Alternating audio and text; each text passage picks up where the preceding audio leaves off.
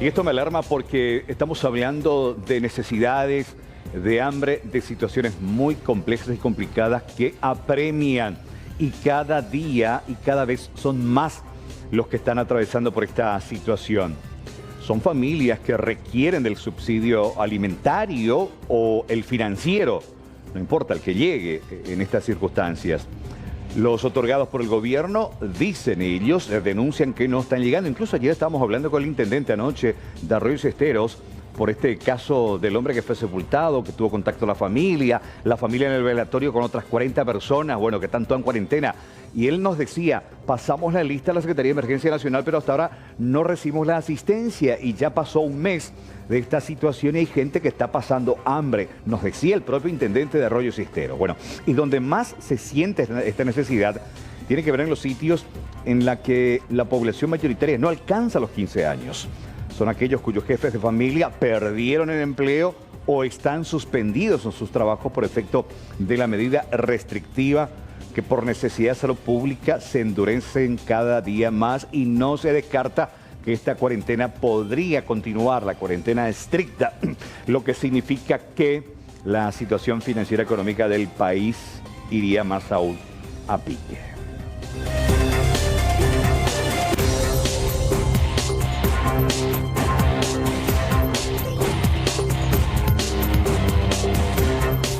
Pero no todo está mal. También me alegra esto porque esta situación, esta necesidad, también está dando fuente de trabajo a muchas personas que se dedican a esto, a la costura, porque hay una mayor demanda de productos, por ejemplo, lo que estamos viendo, de tapabocas, de batas, de cubrecabezas, de todo lo que se precise que pase por una máquina de coser en esta situación de contingencia.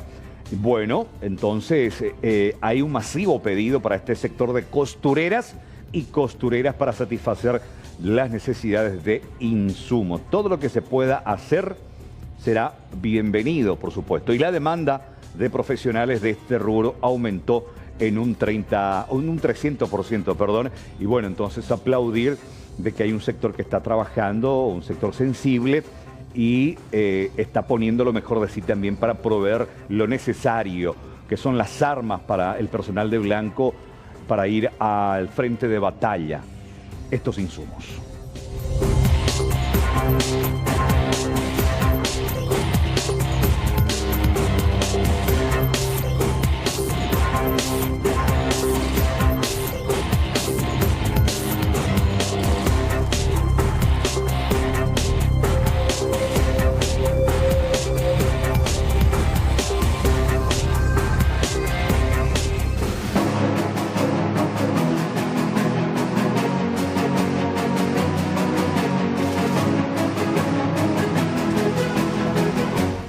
Bueno, agradecemos su tiempo y también su conocimiento y su visión en torno a esta situación al doctor Tomás Mateo Valmelli, quien ya nos acompañó un par de veces. ¿Cómo te va, doctor? Muy buenas tardes. ¿Qué tal, Carlos? ¿Cómo estás? Bien, excelente. Igualmente, doctor. Más que nada, yo recién estaba haciendo un comentario, una bajada acerca de la preocupación ante la falta de un criterio todavía universal para el tratamiento, como que todavía no le estamos dando en el ojo, y esto obviamente también genera mucha incertidumbre en ustedes mismos, personal de blanco, doctor. Es así mismo, Carlos, ¿verdad? Hasta hoy día lo que sabemos es quién desencadena esto, cuáles son las consecuencias, pero no podemos saber cuál es el mecanismo que lleva a estas consecuencias. Y esto hace posible que muchos centros del mundo estén investigando cuál es la mejor alternativa y cuáles son los caminos a seguir para armarnos de estos armamentos terapéuticos que hasta hoy día ninguno tiene un asidero científico totalmente confiable. Sí, sí, doctor. Finalmente, justo me avisan, hay conferencia de prensa en el Palacio. Algo breve, doctor. ¿Cómo ves vos hoy la situación de Paraguay ante esta situación y estas medidas que se han tomado? Estamos bien, vamos a tener que comenzar a flexibilizar esta cuarentena, siempre manteniendo el distanciamiento social, porque ya se nos viene encima el problema social y el problema económico que puede dejar consecuencias muy profundas e incalculables. Doctor, un abrazo. En otro momento te llamamos porque voy directo al Palacio ahora que hay una conferencia de prensa. Gracias, doctor. Un fuerte abrazo. Gracias, doctor Tomás Bateo. Vamos directamente al titular de la SAP, está hablando en el Palacio. También hablamos con el señor presidente del inicio de la construcción de 10 plantas móviles en la ribera del río Paraguay para fortalecer todo el área de cobertura. Se va a instalar una planta en Sajonia, se va a instalar 4 plantas de tratamiento en el puerto para abastecer la zona céntrica y la zona donde van a estar los edificios públicos, 3 plantas de tratamiento en la costanera norte para toda esa zona y para también apuntando ya las viviendas que está construyendo el Ministerio de Urbanismo, una planta de tratamiento para la ciudad de Emboscada que actualmente no tiene agua y una planta de tratamiento para la zona de Limpio que no está cubierta. Eso se va a iniciar en los próximos 15 días, la adjudicación y la construcción con un plazo aproximado de 90 días para que se entregue terminado y un costo aproximado de 50.000 millones de guaraníes. La construcción de estas plantas móviles está dentro de los fondos que asignó el Parlamento, 120.000 millones a ESAP para la emergencia del COVID, en donde el agua es fundamental, y el resto de esos 120.000 millones asignados por el Parlamento para ESAP se van a destinar a calzar la construcción de la planta de tratamiento de Viñascue, que se encuentra ahora en proceso licitatorio con un costo total de 120.000 millones de guaraníes. No sé si tienen alguna consulta.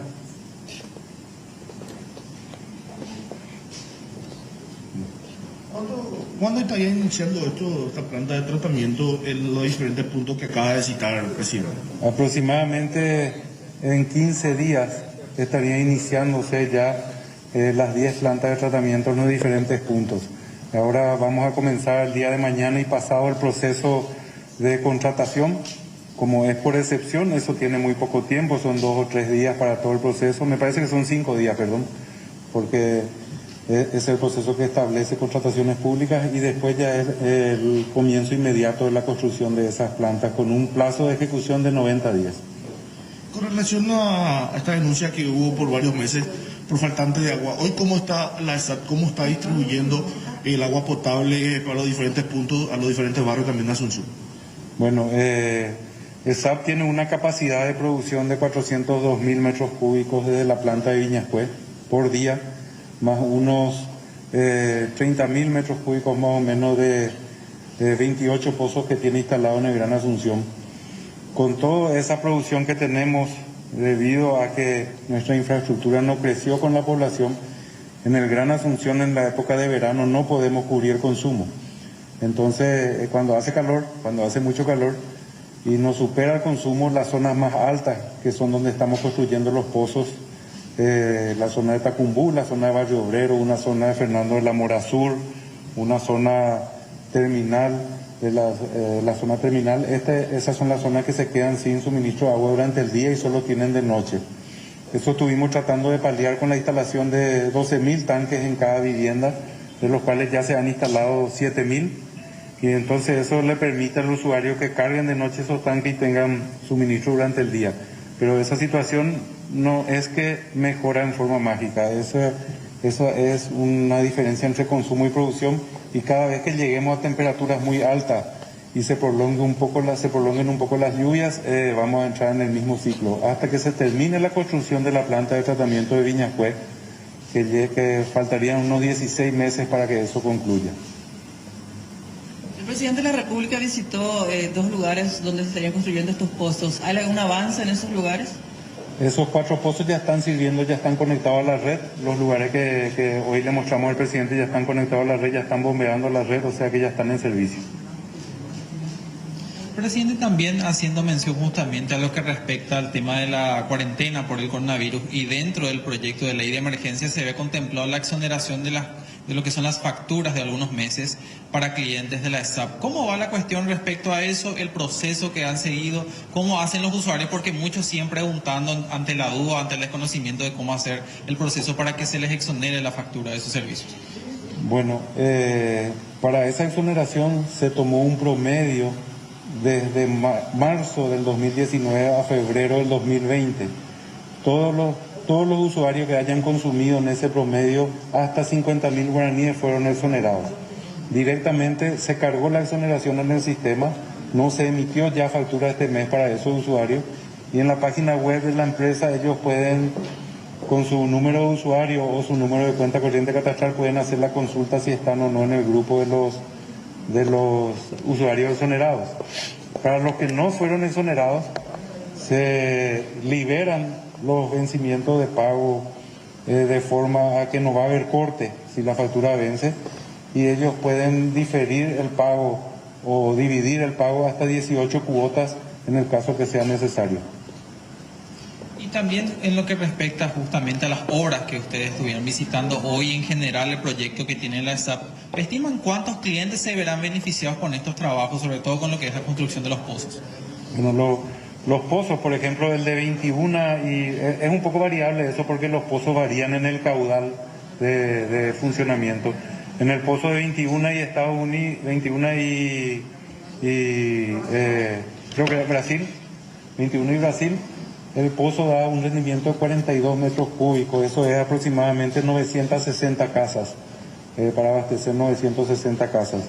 En el pozo de 26 y Estados Unidos tenemos 51 metros cúbicos de rendimiento aproximadamente para 1.200 casas, pero está más o menos en ese orden, 1.000 usuarios por cada pozo que estamos instalando.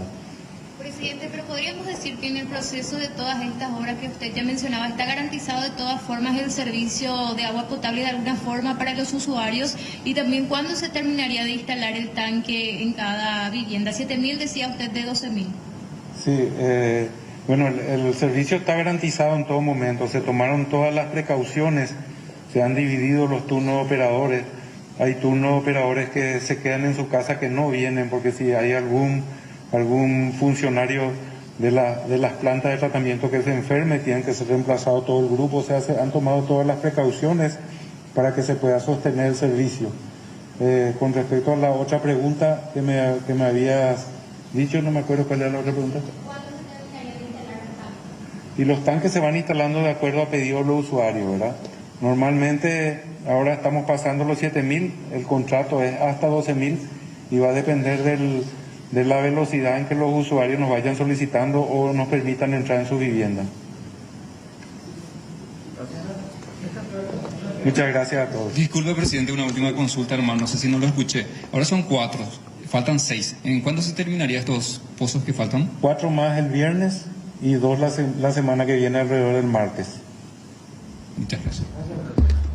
Bueno, palabras entonces del señor Natalicio Chase, presidente de la SAP, en torno a estos pozos que fueron visitados el día de hoy por el presidente de la República, Mario Abdo Benítez, y su comitiva en un recorrido rápido por la zona del barrio republicano de la ciudad de Asunción. Cabe mencionar también de que se están trabajando para poder cubrir y paliar en algo la situación crítica que viven algunos barrios, por ejemplo, de la zona de Fernando de la Mora, zona sur.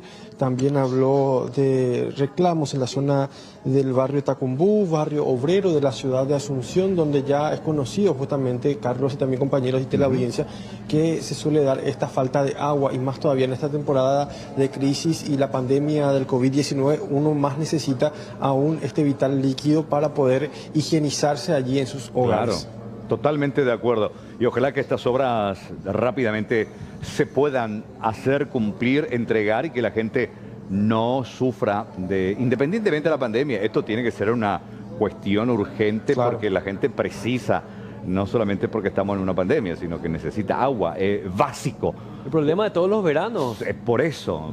Bueno, esto es paliativo. De hecho, las soluciones más complejas presumo que van a venir más adelante, pero bueno, necesitamos algo ahora para resolver este inconveniente. Jorge, un abrazo. Gracias desde Palacio de Gobierno. Hasta luego. Hasta luego.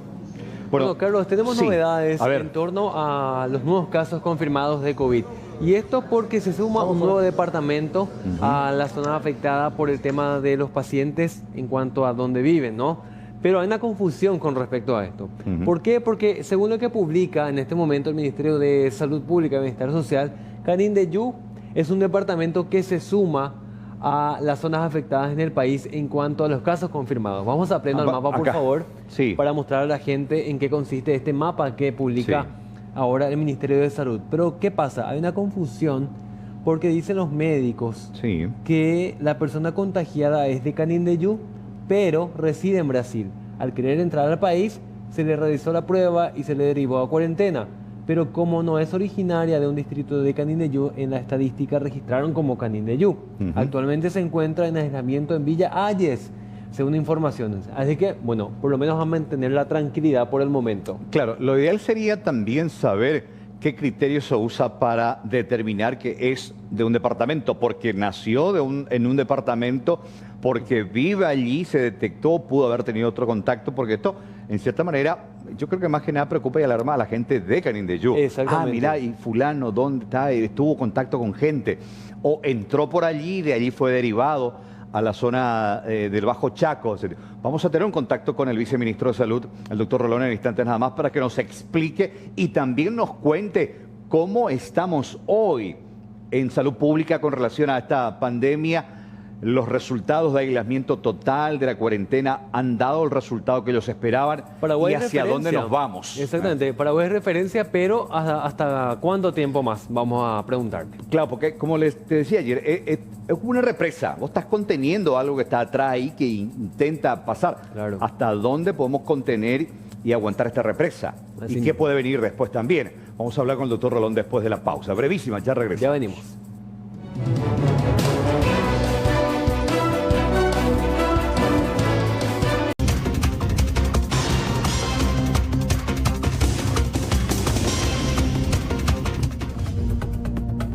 Bueno, excelente. Le estoy viendo al viceministro Rolón ahí. Está con Joel Sandino también.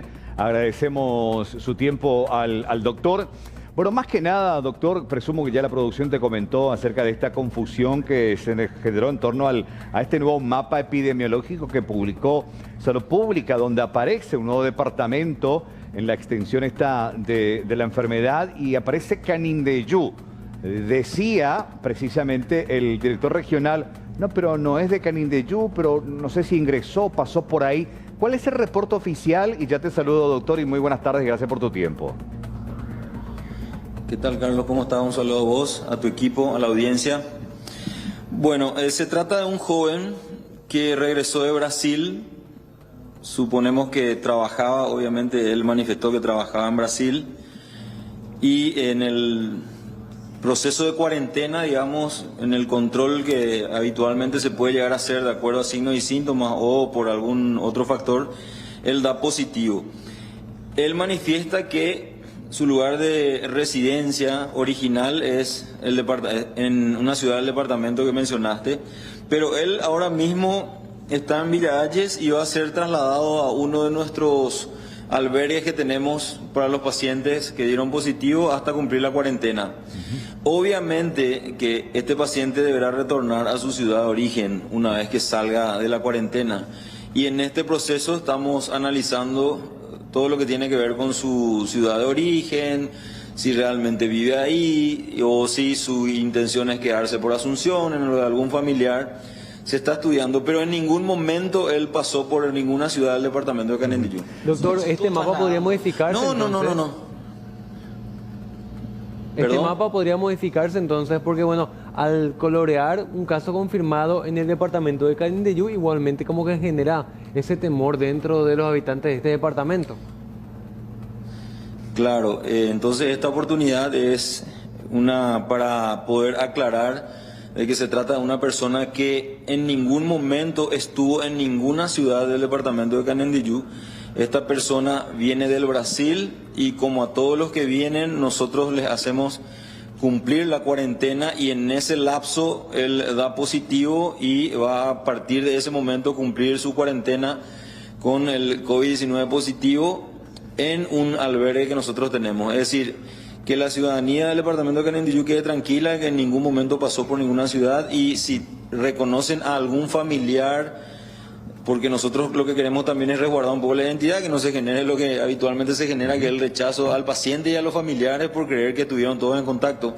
Entonces, lo que oficialmente le podemos transmitir es lo siguiente, que esta persona en ningún momento pasó por ninguna ciudad del departamento de Canindeyú, vino del Brasil, dio positivo, se fue a Villa Ayes y ahora va a ser trasladada al hotel o al albergue que tenemos para los pacientes con COVID positivo. Y esta persona llegó hace aproximadamente unos 10, creo que sumando todo, ha de ser unos 10 días por ahí. Esa información precisa quiero volver a confirmarla. Pero definitivamente, Carlos, esta persona no pasó por ninguna ciudad del departamento, pero sí manifestó que su lugar de residencia original es ahí. Y lo que vamos a hacer es justamente tratar de hablar con la gente de vigilancia sanitaria, porque ese detalle que vos señalás que puede generar algún tipo de temor es absolutamente válido. Bueno, con relación al tema de, él estaba en un albergue, ¿significa que es el primer caso confirmado de alguien en un albergue y una vez confirmado se lo extrae y se lleva en un sitio que publicó el decreto en estos días el presidente de la República específicamente determinado para casos confirmados? Asimismo, ese es el procedimiento, Carlos, y es el protocolo. Entonces nosotros vamos a ser estrictos en ese sentido. Es decir, suponiendo, vamos a hacer un ejercicio imaginario, suponiendo que él haya estado en un albergue durante 7 o 8 días y después resulta ser positivo, a partir de ese momento empieza nuevamente una cuarentena y además de él los contactos. Entonces, que se quede tranquila la comunidad en general del país y en particular del departamento de Canindeyú, que esta persona va a cumplir, y cuando tengamos los criterios para que él pueda ir, ya sea a la casa de un familiar en su ciudad de origen o en algún lugar donde él decida, se van a tomar todos los recaudos, y recordamos que para ello necesitamos 2 pruebas negativas, una seguida de la otra con un lapso no menor a 24 horas. Doctor, ¿cuánta gente con casos positivos, con casos confirmados de COVID, están ahora en los nuevos albergues preparados por el gobierno? ¿Cuánta gente optó por esta, por este resguardo? La información que, bueno, nosotros hacemos todos los días, tengo ese, disculpa, estoy viendo la tele y creo que hay un... Esa información nosotros la tenemos todas las tardes, todavía no hicimos el corte, no quiero lanzar ninguna cifra, no quiero ser irresponsable. Pero ya hay gente. Pero te voy a pasar dentro de una hora porque hacemos todos los días un corte a partir de las 14 en adelante. Nos ponemos un poco al día de toda la situación porque, como ustedes sabrán, estamos en varios frentes y no queremos tampoco dar ninguna información que no sea la correcta y la exacta. Doctor, otro tema un poco delicado también, ¿no? Y justamente por la importancia de la información queremos consultar con usted. Hay un caso nuevo de una persona fallecida, doctor. Justamente toda esa información recién vamos a tener esta tarde, porque resulta ser que, para entender un poco el procedimiento, el equipo de vigilancia sanitaria lo que hace es compilar todos los datos todos los días y elaboran un informe que después nos dan a nosotros para tener un corte. Tanto el ministro como todo el equipo recibimos ese informe para tener la información exacta, porque ustedes saben que es muy delicada la información que tiene que ver con el COVID-19 y lanzar datos sobre mortalidad o sobre aumento de casos genera mucha expectativa. Por lo tanto, nosotros queremos ser muy celosos de la información en el sentido de que no queremos dar si no tenemos con exactitud esa información. Así es que al respecto te pido disculpas, pero dentro de poco nosotros ya vamos a tener esa información. Yo después le puedo facilitar a su colega aquí que está conmigo para que ustedes puedan transmitir a la ciudadanía. Bueno, acá lo importante es destacar que después de este decreto no es una cuestión de alternativa o de opción que tiene el paciente confirmado, sino que sí o sí debe de ser llevado a ese sitio preparado exclusivamente para su proceso de recuperación, doctor.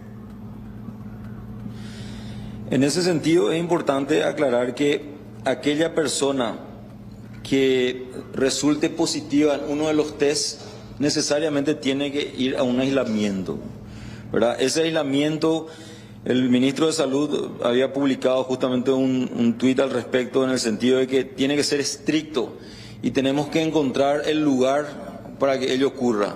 Obviamente que si las personas tienen las condiciones adecuadas en sus hogares para llevar adelante esa cuarentena, evidentemente se priorizará eso, pero hay situaciones especiales que demandan que la cuarentena o el aislamiento se lleve a cabo en un lugar totalmente alejado.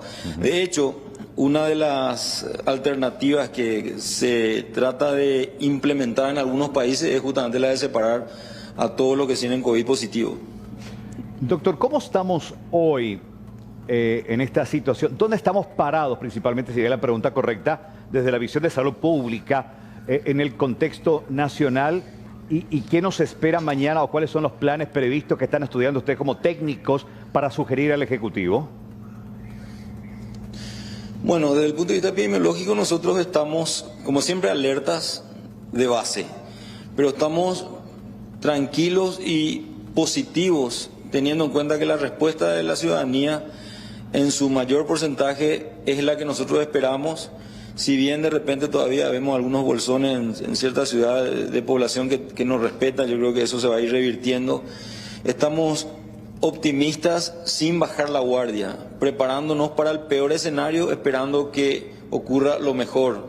Y eso significa bajo porcentaje de mortalidad, de internación en terapia, de pacientes que consultan. Es decir, estamos desde el punto de vista sanitario muy conformes con la respuesta ciudadana, y este sacrificio enorme que estamos haciendo todos es lo que hoy permite que nuestros servicios de salud prácticamente estén vacíos en relación con lo que fue la reciente epidemia del dengue o con lo que suele ser habitualmente esta época del año en años anteriores. Entonces, es muy importante resaltar y valorar el gran esfuerzo que está haciendo la población, porque esto a nosotros nos permite, desde el punto de vista sanitario, ganar tiempo para ir reforzando, mejorando la infraestructura, adquiriendo los insumos y los equipos que nos permitan estar preparados para que de aquí a 3 o 4 semanas, si empieza a aumentar el número de casos, podamos responder a esa demanda que naturalmente se va a generar. Pero insumos que no están llegando, viceministro, y que preocupa también, y no pasa por una cuestión de Paraguay, sino ya por los países vecinos incluso,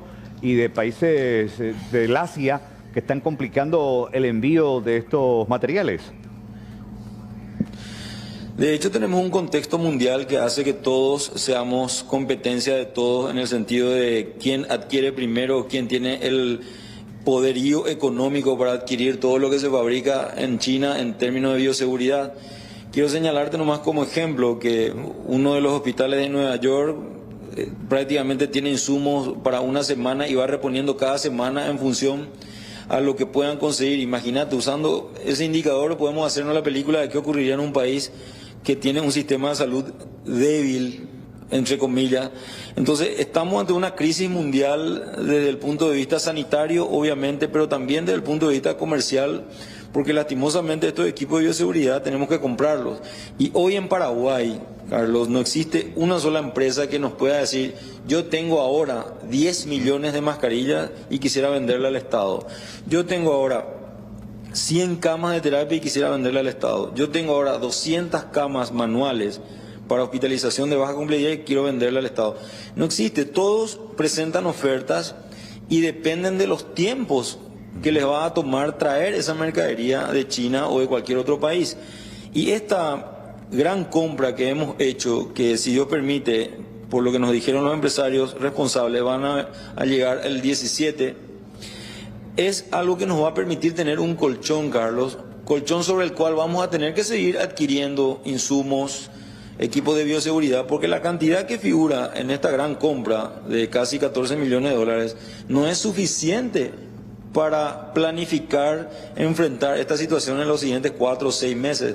Entonces, lo que tenemos que entender es que estamos en un contexto extraordinario en donde administrativamente la ley, y eso es importante, la ley nos permite llevar adelante procesos abreviados, y en donde esos procesos abreviados nos permiten comprar de todos aquellos que puedan tener algo, porque lastimosamente hoy todos aquí en Paraguay ofrecen, pero en cantidades pequeñas, y también hay que agregarle que dependen de los tiempos de la llegada de sus mercaderías. Entonces, esta gran carga que va a venir el 17 nos va a permitir esperar con mayor tranquilidad. Claro.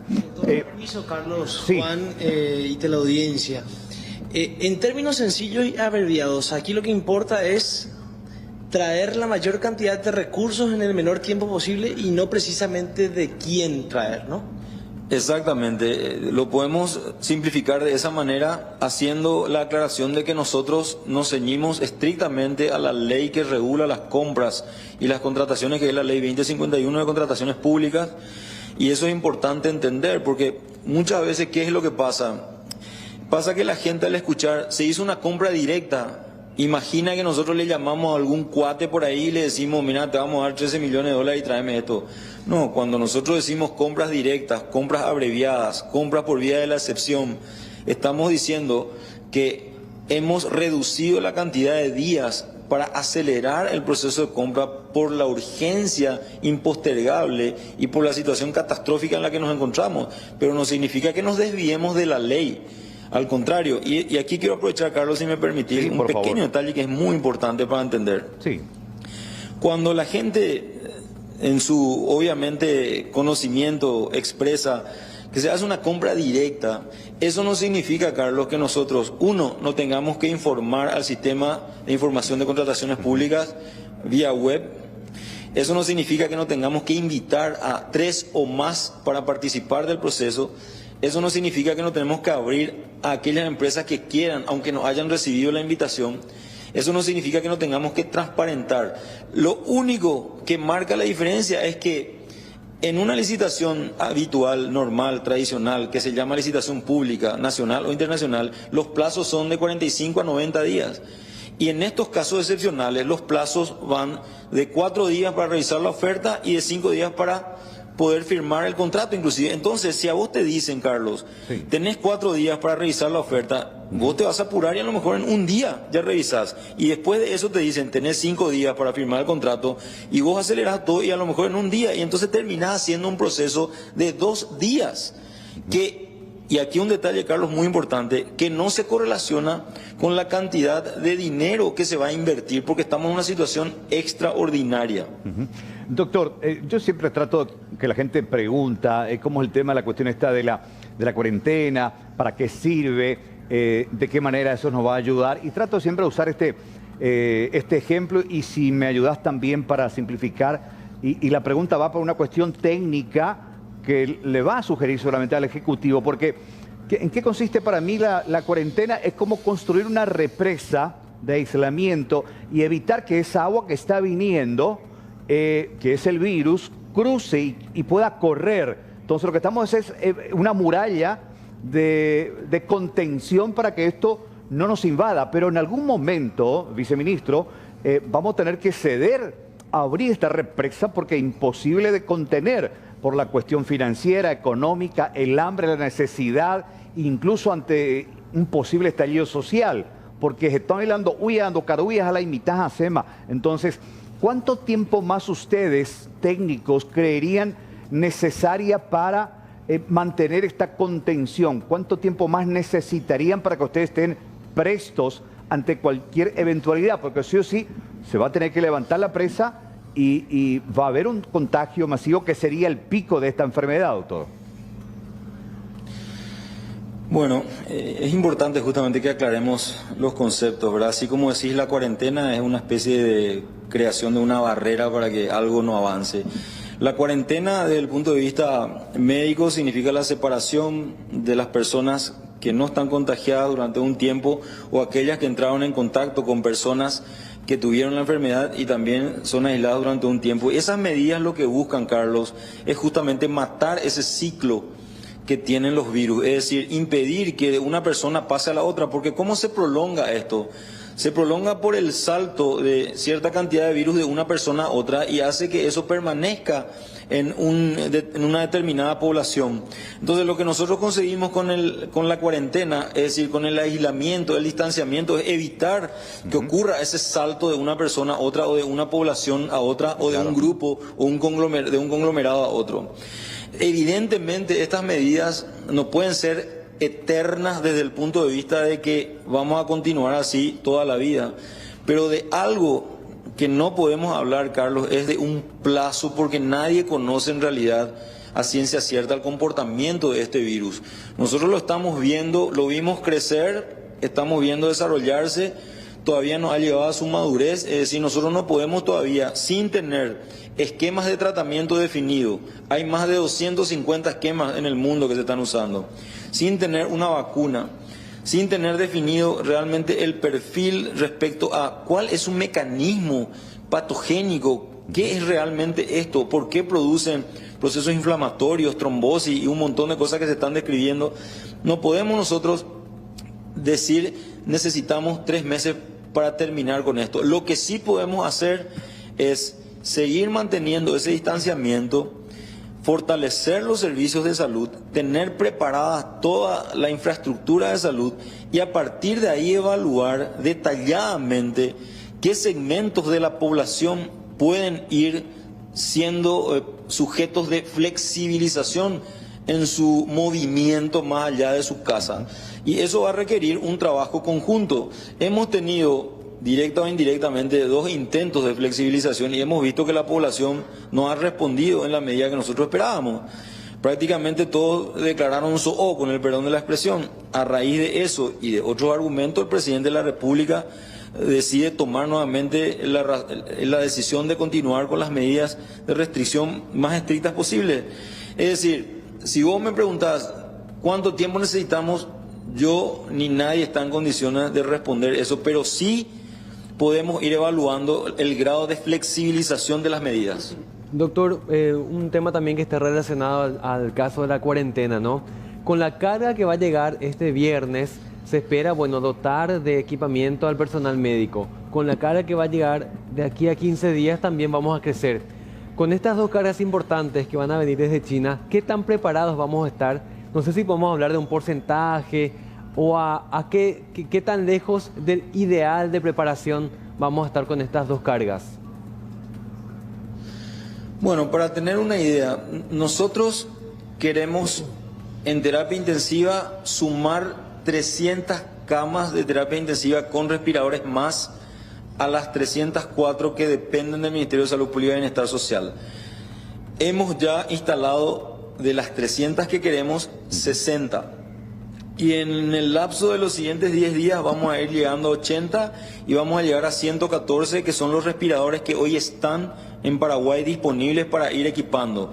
Entonces vamos a pasar de 304 a prácticamente 400 y un poco más. De las 600 que necesitamos. A la par vamos a seguir esperando la llegada de los equipos que son los famosos respiradores que tienen una altísima demanda mundial y que lastimosamente ninguna empresa está en condiciones de vendernos 300 respiradores hoy, porque ellos también tienen que entrar en la lista de espera de producción. Y vamos a recibir nuevos respiradores de aquí a 15 días, luego después otros 15 días, otros más, y así vamos a llegar a los 300. Eso en relación con las camas en terapia intensiva con respiradores. Las camas que nosotros llamamos de baja complejidad o de internación común, queremos llegar a 1.200 más sobre el sistema, distribuidas a todo lo largo y ancho del país, en unidades que se van a preparar para ello. Estas camas, que van a formar parte del universo de camas total del sistema de salud pública y también del privado, van a permitir sostener durante un tiempo a los pacientes que requieren internación, porque hay que recordar algo.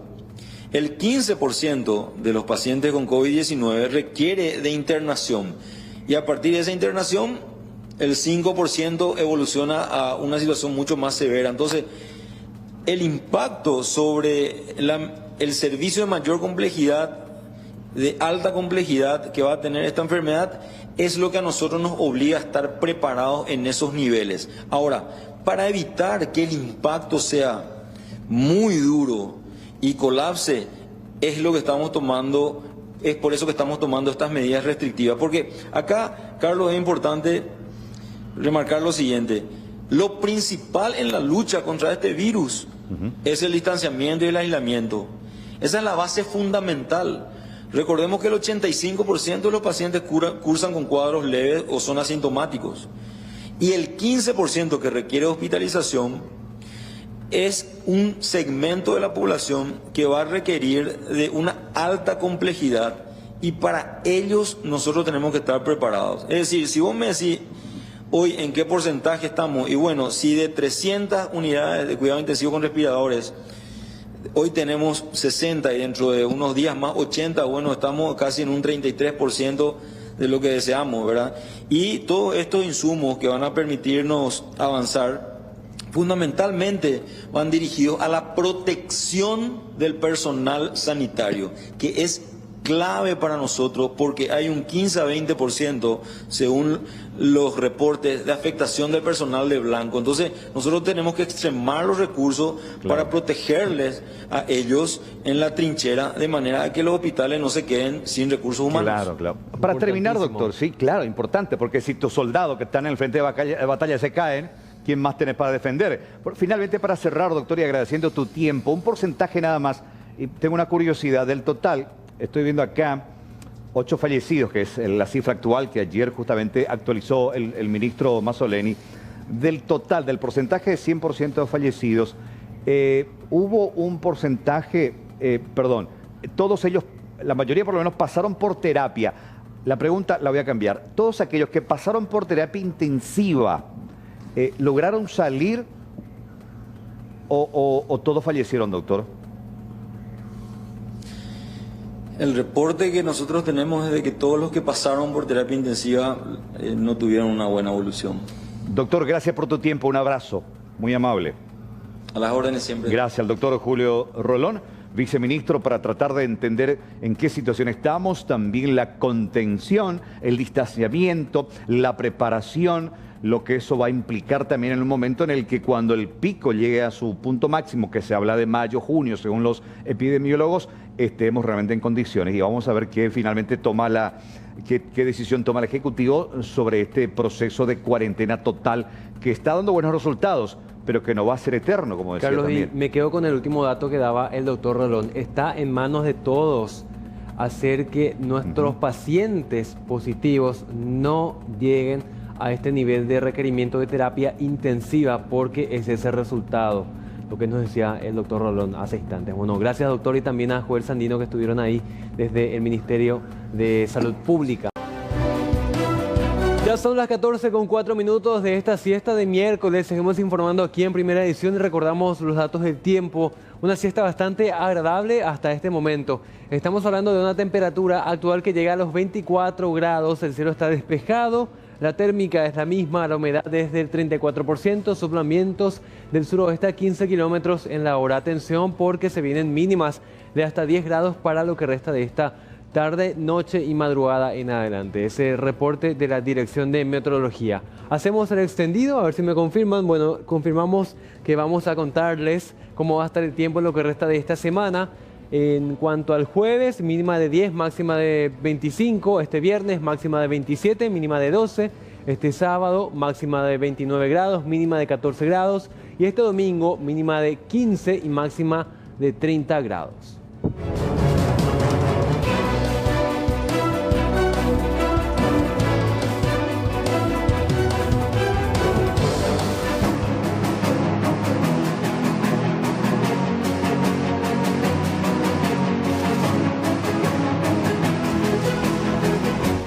Se multiplican los pedidos de ayuda y el caso de las ollas populares es una necesidad en este momento en algunos barrios.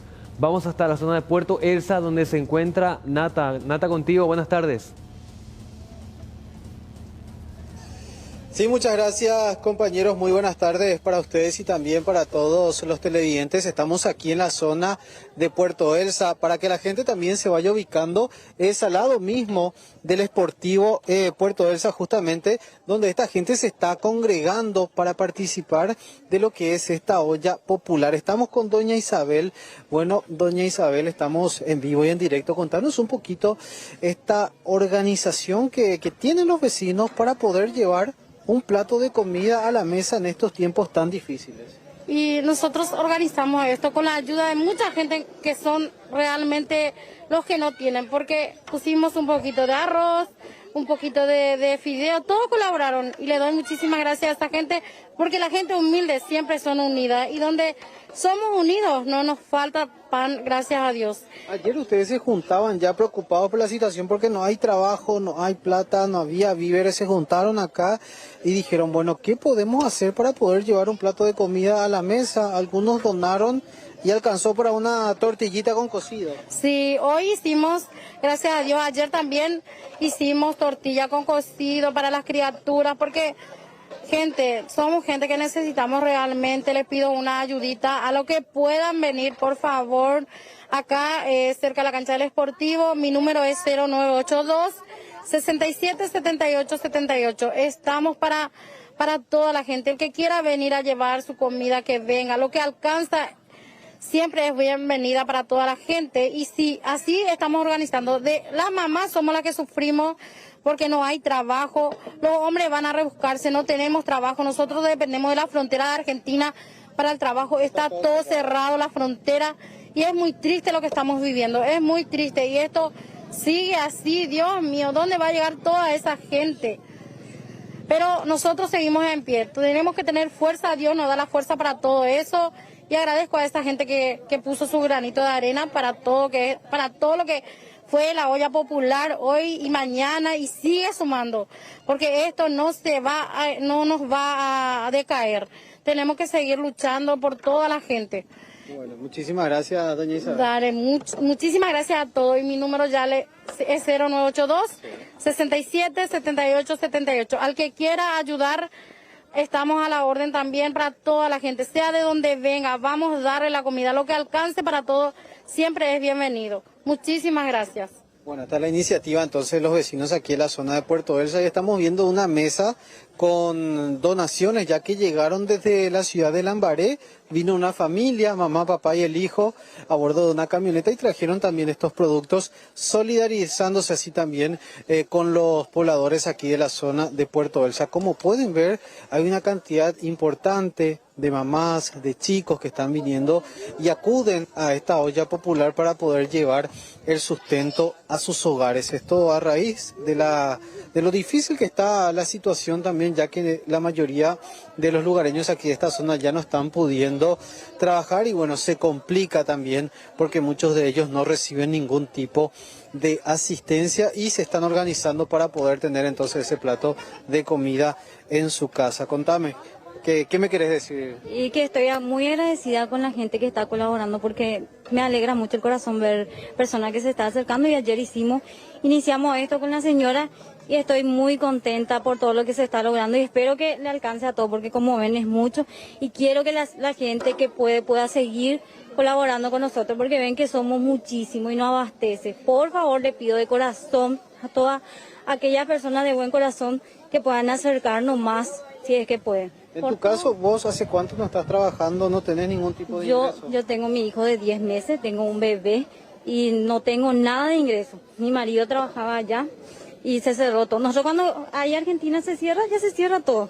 Nosotros no tenemos no tenemos nada, pero gracias a Dios mi papá nos estaba ayudando, ¿verdad? Él es una persona ya de adulto mayor y nos estaba aportando un poquitito y no nos faltaba todavía, pero yo estoy desesperada también porque no recibimos ningún tipo de ayuda, nada, nadie nos ayuda, y por eso hicimos esto para toda aquella gente, porque yo vi que había muchísimas personas necesitadas que ya no comían, que se quejaban, que se plagueaban, y me dolía el alma. Y hoy estamos así y estoy muy agradecida por todas aquellas personas que están acercando esto, y Dios le va a recompensar a todo lo que están trayendo. Así que, como ven, no, es para algo bueno, es una iniciativa muy buena y queremos que sigan aportando más para esta nación, este pueblo que ha sufrido muchísimo. Nosotros la inundación hace 6 meses que estamos descansando y toda la vida sufrimos y vamos a seguir luchando, y agradecemos intensamente a todas aquellas personas, y bienvenido sea quien quiera seguir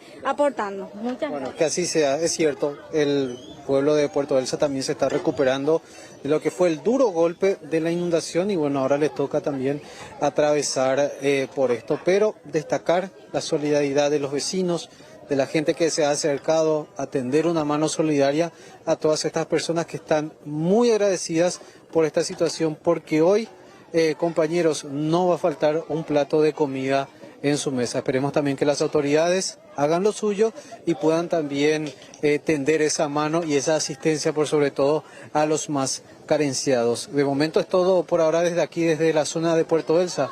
Volvemos con ustedes a estudios. Nata, muchas gracias por esta información, y así como ocurre en Puerto Elsa, Carlos, se multiplican los barrios que están pidiendo insumos para las ollas populares. Así que, quien más que menos, si tiene algo que le sobra, puede ayudar a los barrios afectados. Muy interesante. Vos sabés que ante esta situación, donde principalmente en el interior o zonas muy vulnerables no está llegando efectivamente la ayuda alimenticia, me refiero a los kits o la económica a través de los distintos programas. Hay varias empresas, grupos, gente así de la nada que ve que una situación complicada, por ende, o toma esa iniciativa propia o se reúne con algunos amigos y tratan de paliar, porque esto es paliativo, esto es para 1 o 2 días, la situación va a continuar, pero sí destacar esa solidaridad del paraguayo, de extender su mano solidaria, de empatizar con el más necesitado en este momento, y se están creando ollas populares. Vi, por ejemplo, empresas en el Alto Paraná que están repartiendo en varios barrios de Mingaguazú. Lo que ayer también nos comentaban otras personas acerca de estos alimentos, lo que nos comentó Natanael Cáceres. Esta mañana también me comentaba gente, y aplaudí a gente de Citrande, que es uno de los sindicatos de la ANDE. Sus asociados están haciendo todos los días, y le pedí incluso que filmaran y que compartieran con nosotros para mostrar también ese lado positivo y no solamente machacar siempre a la gente grande. Están recaudando y van y hacen ollas populares en barrios carenciados o en estos conocidos como cinturones de pobreza en Asunción, donde la gente ya no tiene que llevar a la boca. Entonces, aplaudo realmente, felicito a la gente que empatiza con los más necesitados en este momento de hambre, incluso para unos sectores, y bueno, ojalá que esto se multiplique, mientras también esperamos que la asistencia del gobierno llegue. Una herramienta muy útil para la gente que quiera ayudar, ingresando a ayudapy.org. Acá tenemos, si podemos hacer un zoom, por favor. ¿Qué es una ONG? A ver, es una iniciativa desarrollada por Marcelo Eliseche. Él es un informático que da a conocer esta herramienta, ¿no? Si queremos ayudar, hacemos clic acá, nos aparece un formulario y una aclaración que esta es un contacto de persona a persona en cuanto a los pedidos de ayuda. Si queremos ayudar, continuamos con esto y nos aparece un mapa, ¿no?, de puntos o barrios en donde se está necesitando ayuda urgente en este momento. Este mapa nos va a salir enseguida la zona de Sajonia, por ejemplo, que tiene una cantidad inmensa de pedidos. ¿Qué tipo de ayuda está necesitando la gente en este momento? A ver, estamos hablando de: necesito dar de comer a mis hijos, dice una mujer. Necesito víveres, alimentos, pañal, productos para higiene. Necesito un poco de víveres, un poco de limpieza. La gente que quiera pedir ayuda debe ingresar también a poner su pedido en la sección de pedidos. En realidad, vamos a ir atrás. En vez de quiero ayudar, necesito ayuda. Te sale un formulario en donde completas unos datos: titular del pedido, un número de teléfono de contacto y después la ubicación que tiene la persona que necesita ayuda para que se llegue más rápidamente. Por lo que entiendo, es una plataforma, lo que hace es de nexo entre la persona, la familia que necesita y aquel que puede extender esa mano solidaria. Entonces uno ingresa, si por ahí yo o vos queremos ayudar, estamos casi todo el día en Sajonia, vemos esa zona de influencia donde podamos acercarnos, y obviamente esta información o esta plataforma nos permite tener a la gente que necesita su teléfono, número de contacto y su ubicación. Exactamente. Entonces nos permite a nosotros ver, acá veo que tiene chicos pequeños, no tiene pañal, no tiene leche. Yo creo que esa persona puede ser una persona que necesita nuestra asistencia, entonces nos ponemos en contacto y le podemos de persona a persona. ¿Entendió? Es la plataforma que lo que hace es eso, de poder entre el que necesita y el que quiere ayudar puedan contactar. Exactamente. Y lo que resulta preocupante, Carlos, la gran cantidad de gente que necesita víveres, comida, pañales. Impresionante. Bueno, y vamos a hablar precisamente de la situación económica que está haciendo aguas. Hay muchos sectores que ya no dan con este tema de la situación de emergencia. Y vamos a recordar lo que decía anoche en 24 horas Amílcar Ferreira, y cuando se refería precisamente a que debemos tener una medida dirigida de la economía, una decisión bastante extrema, Él fuerte. decía, un shock. Un shock. En primer lugar, sentido, darle un shock a la economía. Y también decía bajar líneas claras y tener todas las opciones sobre la mesa. Acá cualquier opción que pueda ayudar, sostener, será bienvenido. Pero hay que tener y hay que dar un shock. Y así como tenemos un gran capitán en cuanto a salud, necesitamos un gran capitán en cuanto a la economía también. A ver, parte de esta extensa conversación anoche en 24 horas. Para el analista económico Amílcar Ferreira, la recesión llevará a que prácticamente la mitad de la población de nuestro país requiera asistencia. Muchísima gente va a quedar en una situación de vulnerabilidad. Por eso que creo que más bien las políticas públicas tienen que enfocarse en reconocer esa realidad, que eso va a suceder. Probablemente yo estimo la mitad de la población, sobre 7 millones, número redondo, alrededor de 3.500.000 personas van a requerir una asistencia financiera de parte del Estado, y por eso es que además de ese puente hay que, digamos, construir un fondo para poder brindar asistencia a esa parte de la población durante un periodo importante, yo diría por lo menos durante un año. A criterio del analista, lo primordial es conceder cuando menos un año de gracia de los compromisos y en caso extremo recurrir al uso de parte de las reservas internacionales una vez que el país ya no pueda seguir endeudándose. 2.000 millones de esas reservas, invertirlas temporalmente en bonos del Tesoro Paraguayo, financiarle al Tesoro Paraguayo, con eso el Banco Central va a seguir teniendo, digamos, su reserva en papeles, pero en este caso va a estar invertida por un tiempo en el salvataje nacional, digamos, de Paraguay. Y como digo, transcurrida toda, es totalmente válida esa medida en una situación de emergencia. Transcurrido toda esta crisis, digamos, vamos a suponer que dura un año, ahí haremos la cuenta y tendremos que pagar esa cuenta. Es decir, bueno, Banco Central, que habíamos utilizado tus reservas para comprar bonos del Tesoro Paraguayo para, digamos, pasar esta emergencia, queremos ahora deshacer esa posición y devolverte tus reservas. De que en una situación como esta, todas las opciones tienen que estar sobre la mesa y tendremos que ir viendo, de acuerdo a la profundidad de la crisis, del tiempo que nos lleva, ir utilizando gradualmente todas esas opciones. Agregó que en su momento y una vez superada la crisis, se puede pensar en aumentar la presión tributaria que hoy está en el orden del 10%, la más baja de la región. Si Paraguay elevara su presión tributaria porque necesita pagar esa cuenta, después ya de pasada esta crisis, de 10 a 15, con 15% de presión tributaria todavía tendría la presión tributaria más baja de la región. Vamos a suponer que el IVA se eleva del 10 al 12, porque necesitamos esos 2 puntos adicionales para pagar la cuenta. Y bueno, el IVA en Uruguay, por ejemplo, es 21%, y digamos, no pasa nada, o sea, se puede absorber. Una vez que pase esta crisis, vamos a deshacer todo eso, esos sacrilegios que quizá en algún momento tengamos que cometer. Ojalá que no, pero si llegado el caso no hay que dudar, hay que usar esos recursos, ¿verdad? Y una vez que termine la crisis, entonces hacemos la cuenta y pagamos esa cuenta con los mecanismos, ya sea un ajuste de gastos, quizá un pequeño aumento de la presión tributaria, quizá también Itaipú ofrece una oportunidad porque la negociación con Itaipú está cercana, eso representa también una posibilidad de ingreso de $1.000 millones por año, habrá que arbitrar. Lo importante es construir un puente financiero a un año y crear un fondo de garantía para que las empresas sigan funcionando. Construir un puente financiero, tirar todas las deudas de los sectores afectados a un año directamente, eso ya genera un gran alivio. Después un fondo que inyecte cierta liquidez a las empresas que puedan seguir funcionando, o incluso aquellas que no funcionen pero que necesitan seguir pagando ciertos gastos, darle cierta facilidad. También hay un sector de la población que, digamos, no es indigente, no es pobre, pero igual puede requerir alguna ayuda. Yo creo que también una posibilidad que hay que considerar es, además del crédito a las empresas, el crédito a las personas. Subrayó que estamos en una situación excepcional que requiere de liderazgo y decisiones que impacten en la población. Todas las reglas que regían la economía en condiciones normales hoy no sirven. Todas las reglas que se usan para el análisis crediticio, para la evaluación de riesgos, hoy no sirven porque hay una total incertidumbre. Entonces el Estado, como árbitro, tiene que entrar y poner esas reglas. Y señores, ustedes me refinancian todas las deudas. A un año yo garantizo el fondeo, todos los depósitos, congelar la foto del sistema financiero al 28 de febrero, que era la situación previa a esta crisis, y tirar esa foto a un año, de tal manera que nadie, o por lo menos el menor número posible de empresas, quiebre por falta de acceso a refinanciamiento. En este momento tenemos que poner todas las herramientas financieras para auxiliar a la población y a las empresas también para pasar este momento. Construir el puente y además oxigenar a la población para que todos, todo el país, podamos pasar este año, digamos, de crisis.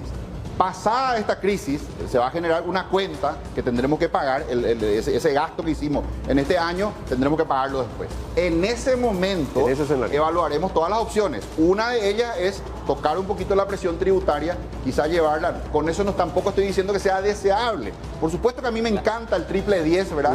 Yo defiendo eso, pero también hay que decirlo, ¿verdad? Si hace falta tocar un poquito esa presión tributaria, repito, por cada punto que elevemos son 400 millones de dólares de recaudación adicional. Amílcar Ferreira aclaró que no es lo ideal tocar las reservas, pero en caso extremo tampoco hay que dudar en echar manos a ellas. No es ideal, ¿verdad? Eventualmente utilizar una parte de las reservas, pero si llegado el caso, por el cierre de los mercados internacionales, porque ya no podemos acceder a crédito, hay que usar 2.000 de los 8.000, pues habrá que hacerlo. Paraguay tuvo niveles de reserva inferiores a 8.000, no pasó nada. No va a pasar nada si tenemos, en vez de tener, digamos, 8.000 invertido todo en bonos del tesoro, 2.000 tenemos invertido en bonos del tesoro paraguayo, para financiar a nuestro tesoro en vez de financiar al tesoro de otro país. Y después, como te digo, pasada esta crisis, deshacemos todo eso. Reiteró que una población numerosa se verá impactada por la crisis y que requerirá asistencia. Sí, 3 millones de paraguayos, la mitad de la población paraguaya, yo estimo que si esto sigue, va a caer en una situación de necesidad, de indigencia, de necesidad ya básica, insatisfecha de comer. Y el Estado tiene que estar preparado con un fondo importante para, digamos, brindarle ese seguro de desempleo que no tenemos, construirlo en corto tiempo, para ir brindando esa asistencia hasta que esto pase y bueno, después entonces reconstruiremos la economía, pero mientras tanto hay que poner toda la carne al asador, todos los recursos que están sobre la mesa para poder atender la necesidad, digamos, lo que tiene que ser el objetivo supremo de cualquier país, que es preservar vidas de sus habitantes. Lo importante es generar un shock de confianza en el sistema financiero y en la población ante la incertidumbre reinante. La dura realidad impone a las autoridades administrar la crisis, salvar la mayor cantidad de empleos y asistir a quienes más necesiten hasta que la economía pueda reactivarse. Anoche estábamos hablando también con la autoridad municipal de Arroyos y Esteros sobre esta situación que se dio del paciente que murió en clínica. La familia lo llevó, se veló el cuerpo, tuvo contacto el paciente con la hija con el resto de la población. ¿Sabes en el interior cómo es este tipo de situaciones? El abrazo, el llanto. Bueno, y finalmente se confirmó que ese paciente tenía COVID-19 y se generó una situación muy complicada en la ciudad. Pero hay que hacer muchas aclaraciones al respecto, varios puntos. Atención con esto. 25 personas, no 40, 25 están en cuarentena por una cuestión de protocolo y resguardo. Desde el momento en que se selló el cajón con la chapa correspondiente, ya no hubo ningún riesgo de contacto con el fallecido, con el mundo exterior, por así decir. Sí. Otro punto aclarado por el doctor Rolón más temprano. Una vez que se enterró este fallecido... el tema que está en un panteón. Un panteón, sí. Una vez que llegó al cementerio, se lo cambió incluso de un panteón a un entierro, literalmente hablando. No existe ningún riesgo para la comunidad, pero la cuestión de la cuarentena se da por personas que podrían quizás tal vez a lo mejor. No hay ninguna necesidad de generar pánico en la población en este momento en Arroyos y Esteros. Solamente para poner tranquilidad. ¿Por qué? Porque esta mañana nos llegaron nuevamente los videos de los vecinos de la zona de este barrio, no recuerdo el nombre, pero sí en Arroyos y Esteros, que pedían auxilio nuevamente a las autoridades por la cantidad de gente, por los albañiles que trabajaban sin protección. Obviamente, para una cuestión de seguridad, resguardo sí requieren protección, pero hay un bajo riesgo para poner un poco paño frío a la situación y para no generar un pánico innecesario. Bueno, esto nos decía el intendente de Arroyos y Esteros. Hoy a veces me panteón último y te veo pero y no la mano con la COVID-19. A cuál hora preocupaba, a cuál hora hipotaba la de catu te pronta solución hipotá. Catumita intendente no güey ni la bandina mío ñoje ore roga el cuecoa ese roga 12 metros viendo y me la cementerio. Incertidumbre y miedo ante el temor de vecinos de la compañía Itapirú de Arroyos y Esteros tras el fallecimiento de un hombre por COVID-19 y en cuyo entierro se violaron todos los protocolos sanitarios. El intendente de dicha ciudad, Lázaro Velar, señaló que están adoptando medidas para evitar la propagación del virus ante el reclamo generalizado de los pobladores de esta humilde localidad arroyense. Para mí que el primer fracaso fracasó en Asunción, que le entregó en clínica a la hija, y la hija también fracasó también, que trajo por cada cupé. Se puso un cajón de chapa seguro, con soldadura, ¿verdad? y vinieron a Arroyo, llegaron el domingo a la mañana, a las 12 por ahí, y no se fue al cementerio directamente, como de costumbre, ¿verdad? Hizo el velorio, participaban 20 personas por ahí, y al día siguiente hubo el entierro ayer, a la mañana participaban 20 personas, y en total es 40 personas los que están bien identificados ya con la doctora de ese lugar. Y creo mucho pánico en ese lugar. Hoy la gente se movilizaron, reclamaron, me llamaron, entonces hablé con el director departamental, el doctor Eduardo Jara, y dijo que en el protocolo también se puede meter en el panteón que tenga pared de 15 alrededor y cementar bien, pues el cajón está asegurado, soldado, y muy seguro, ¿verdad? Y no va a haber problema, que en 3 días pasando ya no hay más peligro para contaminar, y entonces nos quedamos así. Por la gente sigue insistiendo que se tiene que retirar, y entonces nos reunimos hoy con el fiscal de emboscada y llegamos a un acuerdo. Yo mañana tengo que mandar un albañil, mandar levantar las 3 partes, pared de 15, cerrar, cementar todito, y ahí estamos llegando a un acuerdo con la comunidad ahí porque se quiere levantar, que tiene que llevar ahí. Entonces llegamos a un acuerdo esta tarde, y mañana yo empiezo a trabajar, mandar al albañil para que se cierre totalmente con cemento. Unas 40 personas entre familiares y amigos del fallecido quedaron en cuarentena, y no se descarta que más personas hayan entrado en contacto con los que estuvieron en el funeral, pues muchos de los presentes no sabían que el difunto había muerto contagiado del coronavirus, ya que los resultados se dieron recién después del sepelio. La compañía está totalmente bloqueada, y las despensas abren sus puertas ante el pánico generalizado que existe. Según el jefe comunal, los moradores de Itapirú recibirán asistencia constante de víveres y productos de aseo, y los que quedaron en cuarentena serán custodiados por policías. Tratamos de hablar con ellos, están cada uno en su casa, aislamiento social, entonces están comprometidos, ¿verdad? O sea, ojalá que cumplan los 100%, ¿verdad? Porque cada uno tiene su casa. A veces hay personas que tienen una casa muy chica, ¿verdad? Tienen que estar uno al lado de otro, pero hay personas que tienen su casa más grande, ¿verdad? Pues según el reporte de la doctora, que está cumpliendo, ¿verdad? Nosotros le estamos controlando a través de la doctora y bloqueamos esos lugares. Tiene 2 salidas, los 2 salidas están controlados por policía, y en el medio hay otro control también para que se mantenga, para que no salga nadie. Entonces nosotros bloqueamos totalmente, no hay ni despensa que se abra, nadie quiere atender ahí por pánico, por miedo. Nosotros estamos comprometidos de llevar alimentos este fin de semana a ese 150 personas por ahí, para que no salga de ese lugar. El cuerpo del hombre de 67 años fue enterrado en un humilde panteón de manera muy precaria. Incluso se puede visualizar las grietas en la pared posterior.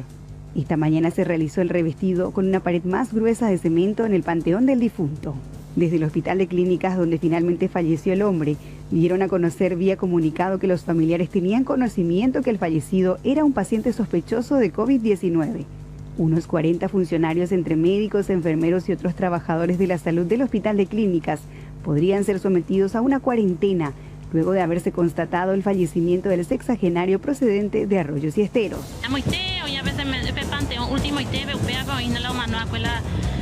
COVID-19. ¿A cuál hora preocupaba? ¿A cuál hora importaba la de Catupe? Pronta solución.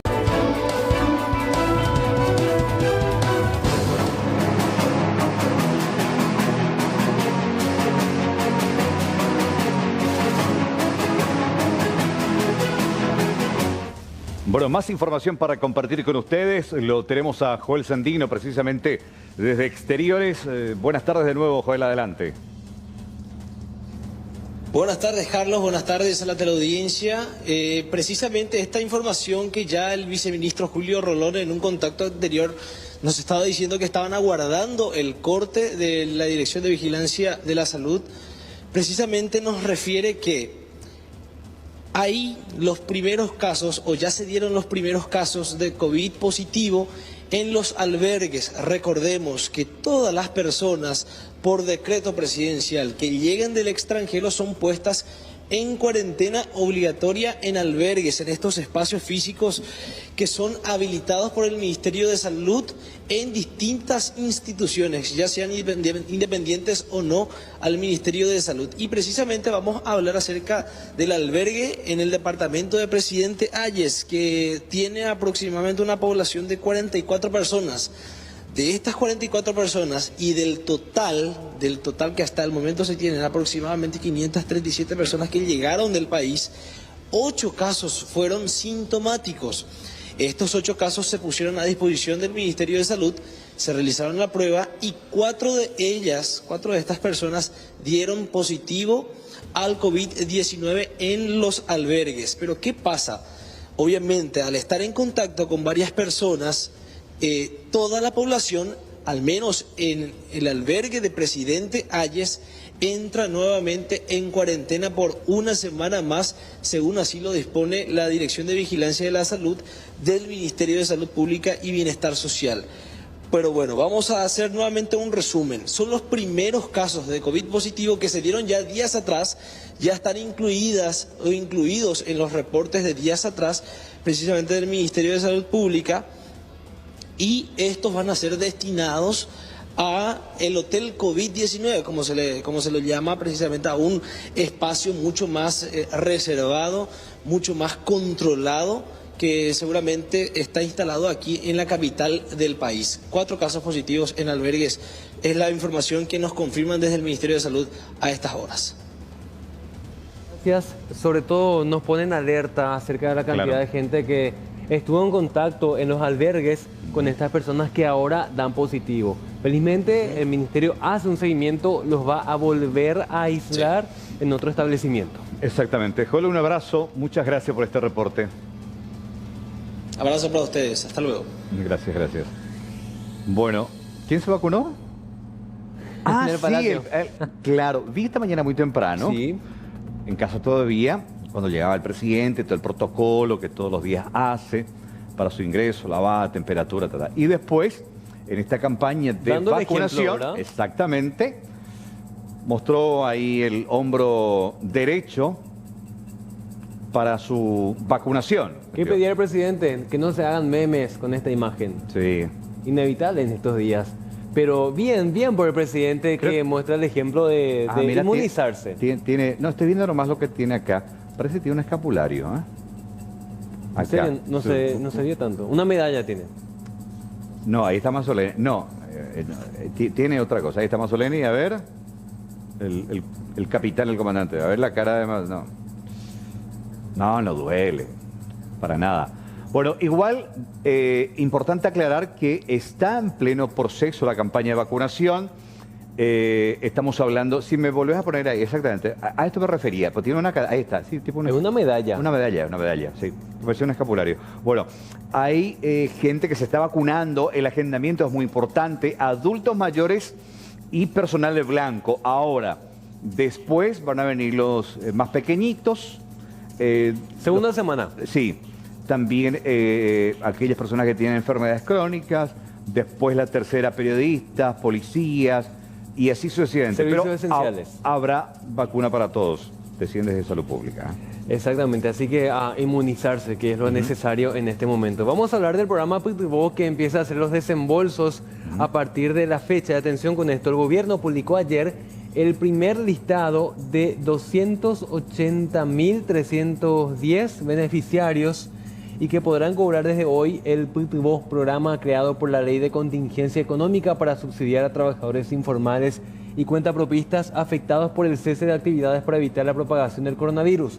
Anoche, la red digital de Hacienda colapsó cuando la gente se volcó a consultar si ingresó en la lista de seleccionados. Los pagos se harán por billetera electrónica. Según informaron las autoridades del Ministerio de Hacienda, la primera nómina de beneficiados está compuesta por unas 300.000 personas. De ese total, la institución prevé que finalmente 283.000 reciban hoy el primer pago de la subvención. La lista será puesta a disposición de la gente en las redes sociales de la institución, así como en las otras plataformas de información de la cartera. Escuchamos lo que decía al respecto el presidente de la República y los encargados de Hacienda. Hoy se inician los pagos del programa Pitbull, que en esta primera etapa va a alcanzar, el listado ya está en la página del programa Pitbull, a 280.000 beneficiarios.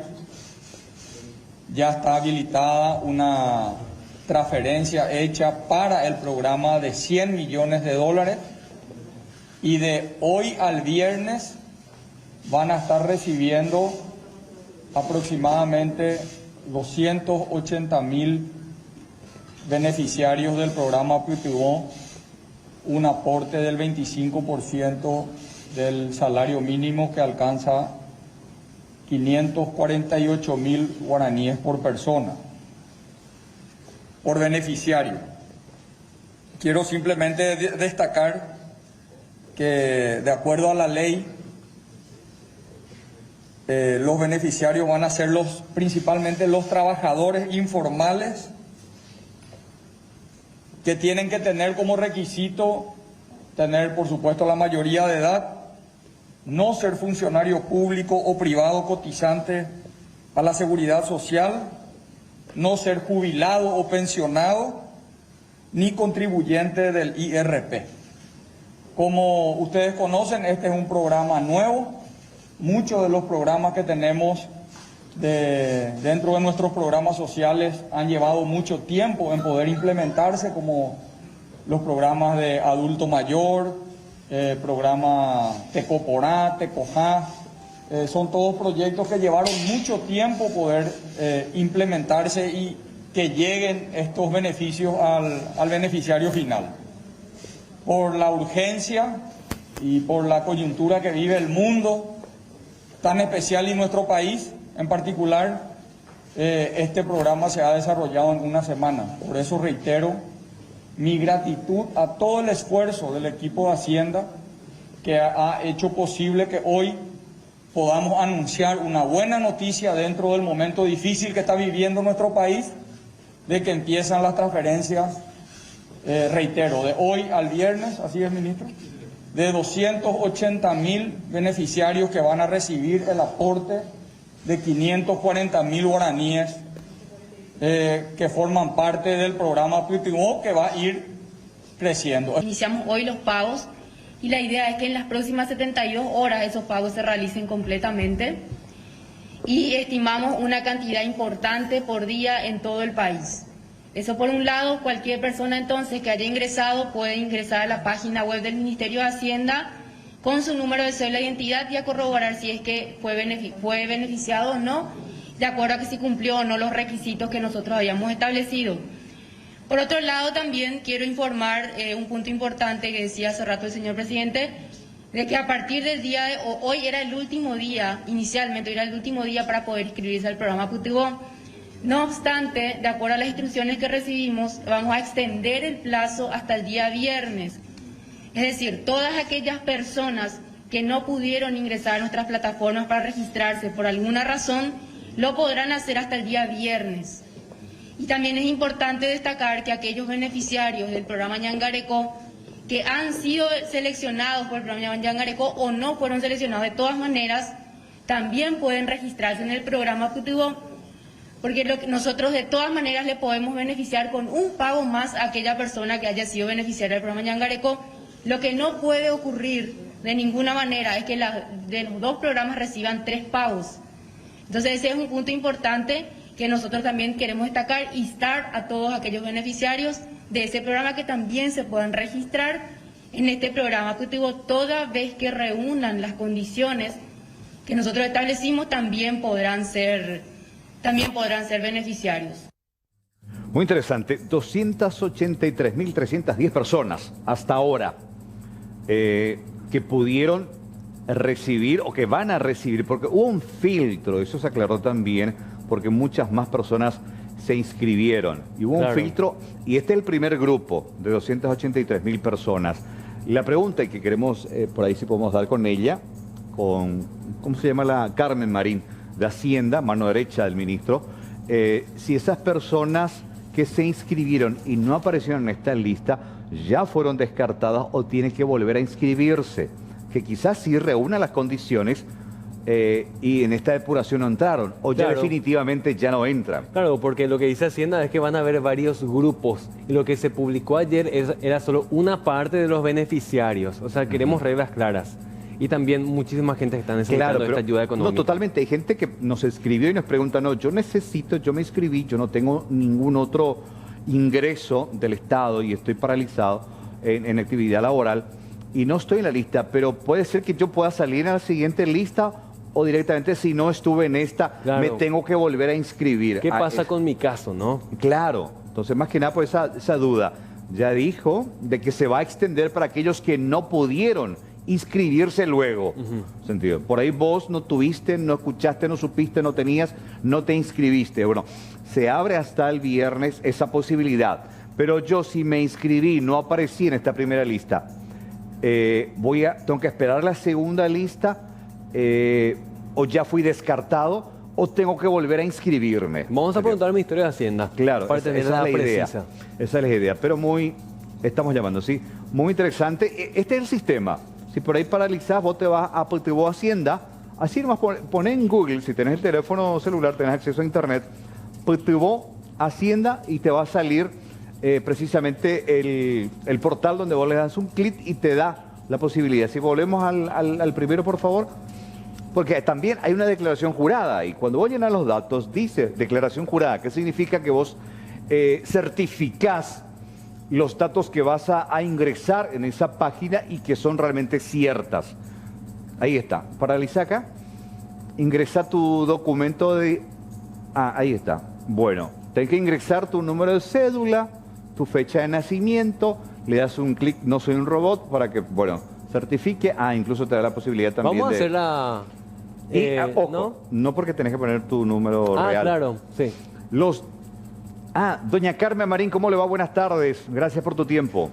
Buenas tardes, un gusto saludarte a vos y a la audiencia. Gracias. Una consultita breve. Recién te escuchamos de lo que fue la conferencia de prensa esta mañana con el presidente en Palacio, pero hay una pequeña duda. Algunos televidentes nos escriben y nos dicen, bueno, yo en realidad sí reúno los requisitos porque estoy sin actividad laboral, no tengo IPS, no tengo RUT, no soy beneficiario de ningún sector del gobierno, ya me inscribí, es el planteamiento concreto.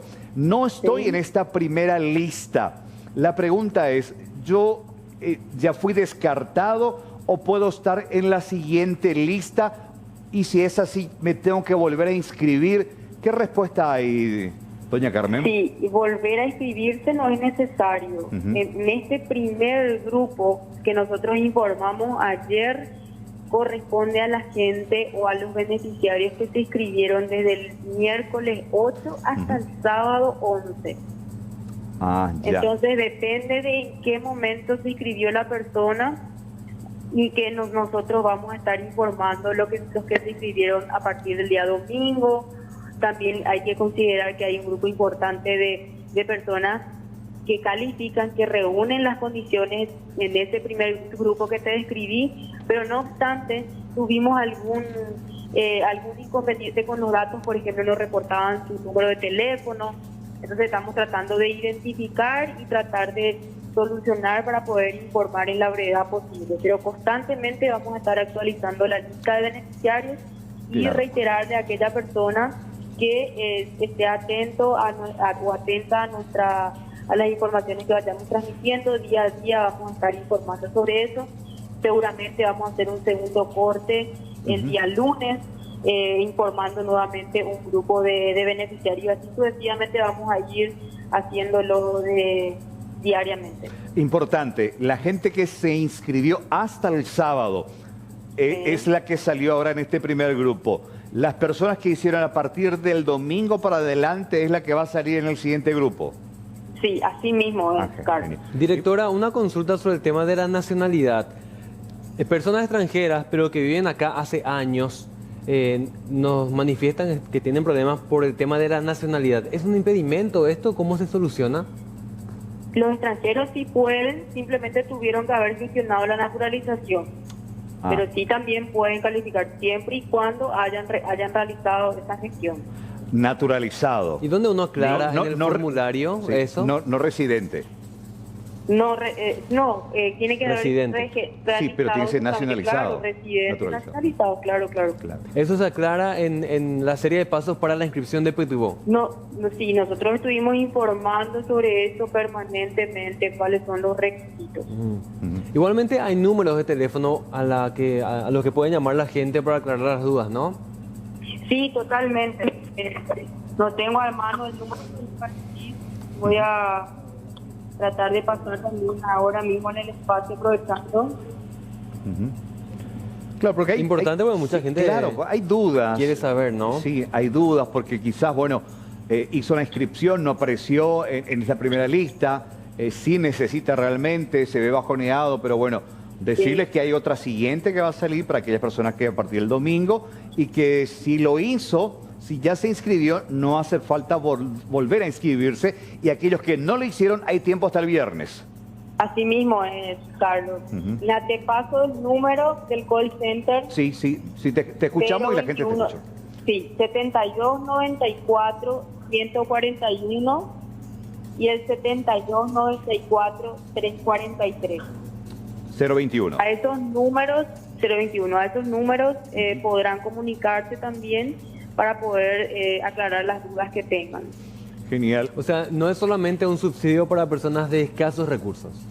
No, claro que sí. Es un subsidio para trabajadores informales que fueron afectados en sus ingresos ante esta situación que estamos viviendo. Exactamente. Bueno, muchísimas gracias, directora, por esta aclaración tan importante ante la cantidad de preguntas que estamos recibiendo aquí en el canal. Estamos a disposición para aclarar las dudas que sean necesarias. Doña Carmen, muchas gracias por su tiempo. Cordial saludo. Un gusto.